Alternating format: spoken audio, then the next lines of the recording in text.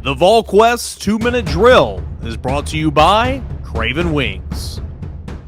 With Rob Lewis, BrentHub's VolQuest.com for the final Craven Wings full court press of the year as Tennessee falls to Florida Atlantic in the Sweet 16. Reminder, Craven Wings got a new menu going on, several new items, including a bunch of salads.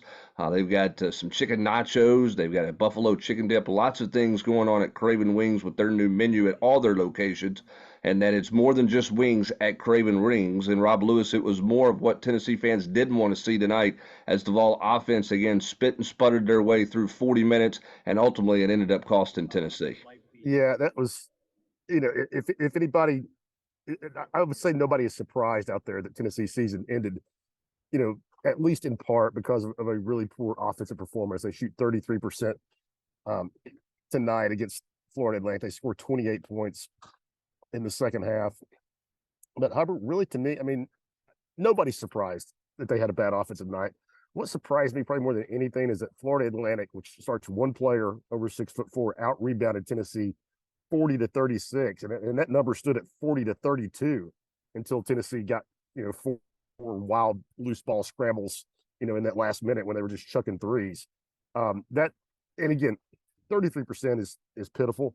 And you shouldn't be able to win a Sweet 16 game like that.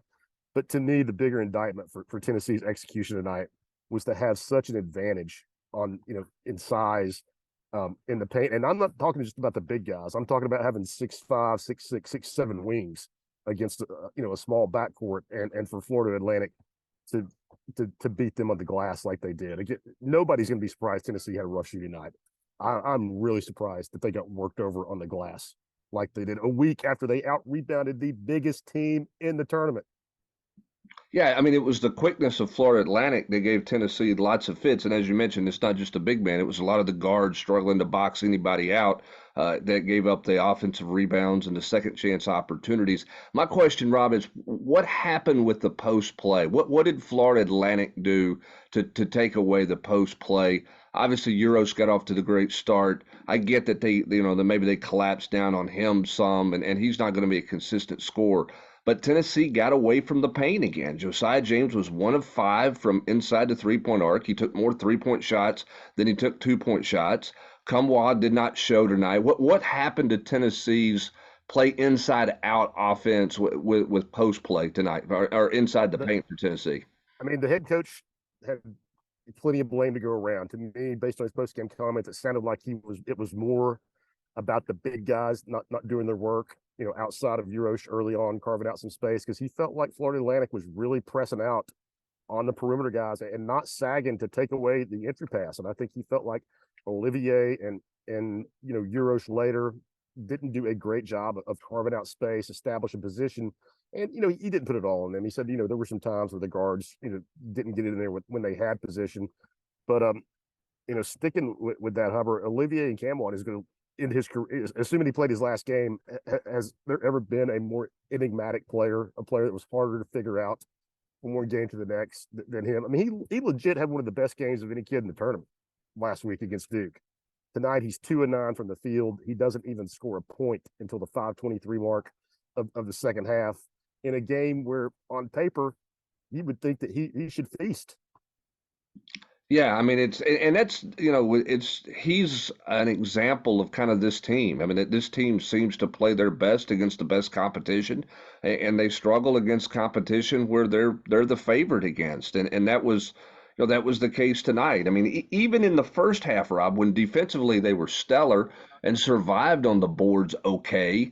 Tennessee couldn't put any distance on themselves. I mean, in the game. I mean, they had every opportunity to be up 15 points in the first half, but instead they go another 4+ minutes without basically scoring to close out the first half. Just the continued effect of this team. And I think the maddening part of it is this is a team that can line up and beat Gonzaga early in the year, who's heading to the Elite Eight. They beat Kansas. They beat Alabama, who's got a chance to go to the Elite Eight. They beat Duke and knocked them out of the tournament. But then they faltered against some teams that, quite frankly, on paper just aren't as good as they are. Yeah, I mean, I don't. Hubbard, to me, that's a mystery. I mean, I don't know the answer to that, because it's not, to me. I never have gotten the impression that this is a team that takes people lightly. I mean, I don't think they were overlooking Florida Atlantic tonight. I don't think they were overlooking, Florida when they went down there, or Vanderbilt or Missouri.